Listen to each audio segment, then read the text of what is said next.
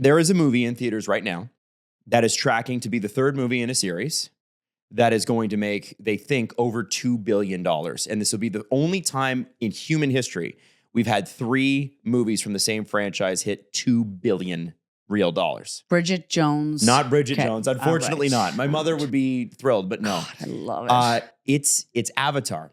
Now, my question to the two of you, and this is the social experiment, is, have either of you seen it? Any of them? Absolutely not. I'm not surprised. Yeah. Okay, have you seen 1 and 2 or just 1? I think I just saw the first one. Because I know I just saw the first one too. Yeah. Second one came out during the pandemic, so it was like a weird vortex Yeah, so time. probably didn't see that. It was the only movie that made good money during the pandemic because people actually went to the theaters. That's they were like, right. I with their remember that masks came on to out. see it. Yeah. And one of the interesting things, because we always talk about pop culture and stuff on this show, and we talk about the impact that something is having, right? Is this movie is a movie that gets everyone out to the theater and has no cultural impact. There isn't like, Luke, I am your father, right? That is a Star Wars line. Basically, everybody knows that. Don't right? sneak in Star Wars Right? references. And like you know what I'm talking about, it right? is, yeah. There are, Marvel's got its like one-liners that are like super popular with its fans and that sort of like thing. Titanic, I'll never let go. 100%. Exactly. Yeah. Cultural Yes, impact, absolutely. memeable, Yes, all that. So Avatar seemingly doesn't have any of that. And I kind of find that sort of fascinating because it's a movie that most people that go and watch movies regularly would go see. And yet people say the story's not that good. Visually, it's stunning. And it's sort of like set it and forget it, in one ear, out the other. And I was curious to hear, so Stephanie, you've seen it. What do you remember about seeing the first one? Yeah, the atmosphere is like incredible. Right. And I like the story as well. I like the story too. Yeah. But I feel like, what do you define as cultural impact? Well, I would say like, just to give it, so like memorable lines, Right. memes, Yeah. I don't know, references in other popular culture that everybody knows comes from Even this. like soundtrack, if it's like, it's making a big cultural Lion King impact. soundtrack. Because Yeah. I feel like in that. other ways, it's made an impact. Like people dress up for Halloween as Avatar all the time, like what they look like. And okay, I know I'm a Disney adult, but if you go to Disney, She admitted it. there's an Avatar ride. Is there really? And it's probably the best ride at Disney ever. Oh, I didn't know that. Oh, yeah. Can you explain like what happens on the ride? So you basically get on this thing. It's kind of like, it feels like you're on like a little motorcycle. Yeah. But you're basically riding an avatar. Oh. And the effects, you feel like you are in that world. They have like wind, they have like water splashing at you. And like, it's like this whole like 3D thing. And you feel like you're flying an avatar in, or whatever. Navi, I think they're called. Yeah. Navi in the Avatar world.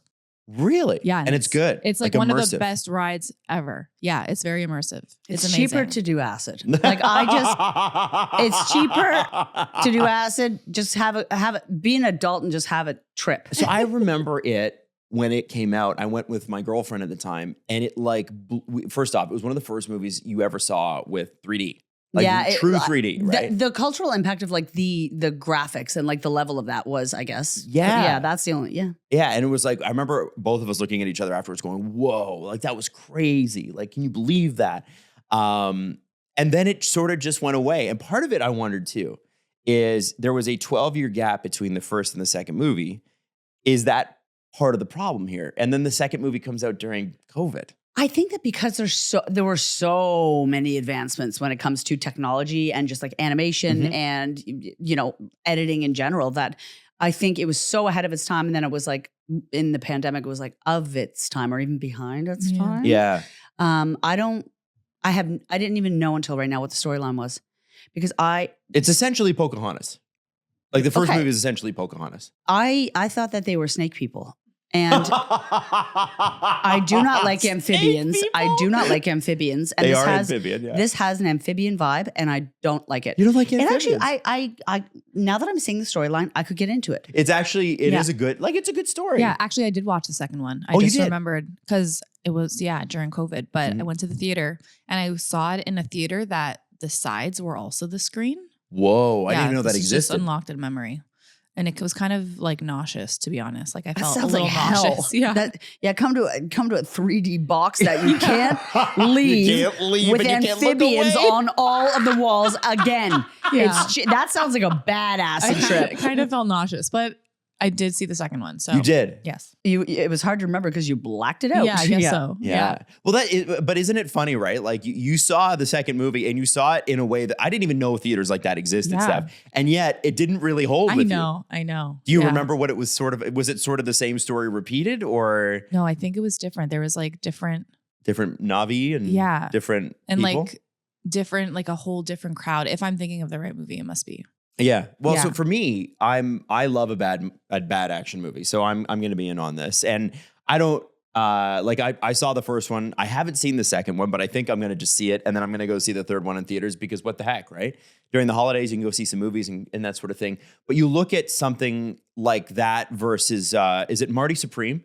The one that Timothy Chalamet is in, where he's like the ping pong, and everybody is dying to see this movie. I want to see it with we usually go see a movie when I go see my family for Christmas in the States, and maybe we'll go see that. But what's crazy about that is if that movie makes 500 million versus Avatar: Fire and Ash 2 billion, everybody will be talking about the smaller movie, and the bigger movie that so many more people have seen is not.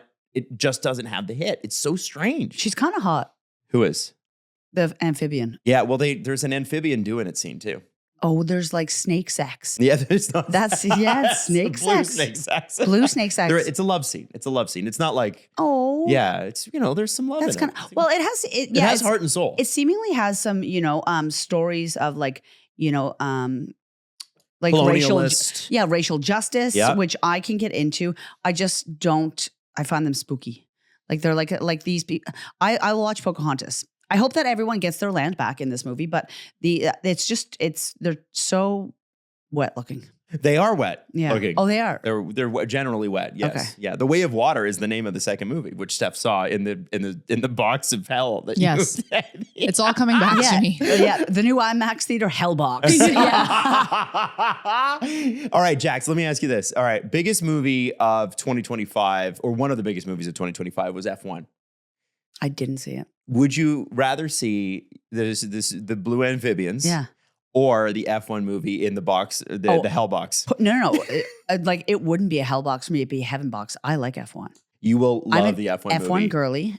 Is it actual F1 or is it fiction? So what's interesting about the F1 movie is they filmed it over the course of 2 seasons at F1 tracks, and they built cameras specifically for the cars. All the drivers are in it. So everybody like Fernando Alonso, Lewis Hamilton, Max Verstappen, Toto Wolff's in it. You know. Yeah, I know you love Toto. Toto on every wall. Toto could have me on every wall. There is. Yeah. There's not a single woman I know who doesn't think Toto Wolff. And by the way, if you've never seen Drive to Survive, you don't know who we're talking about, unless you're an F1 fan. Toto Wolff is the team principal. Yeah. Look him up. Austrian billionaire. 6'6". Self-made, and is a very handsome guy. He runs the Mercedes Formula One team. And if you're like, maybe he doesn't do it for me, when you look him like up his picture, listen to any interview that he's talking in. What is it? Because it's like German is not exactly the sexiest language when it translates to English. It's like authoritative, and it's like kind of like there's some, I don't know, there's some warmth in it, like some play. And like he could tell me to do anything. And you would do it? I would do it. Also, like Lewis Hamilton.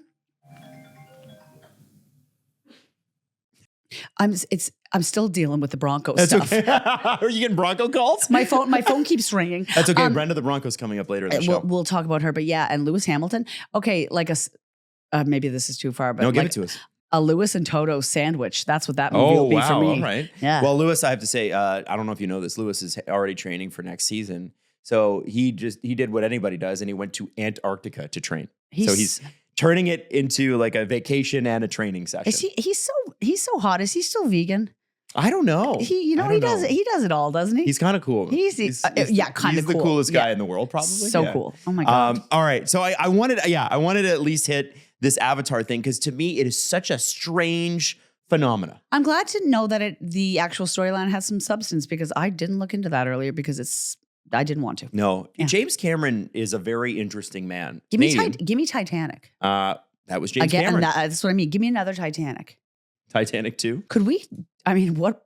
I guess they don't have much There's more of a nowhere to story go. to tell. I think they tried to make one in like Australia or something. Some billionaires like, we're going to make the Titanic 2. And I'm like, why?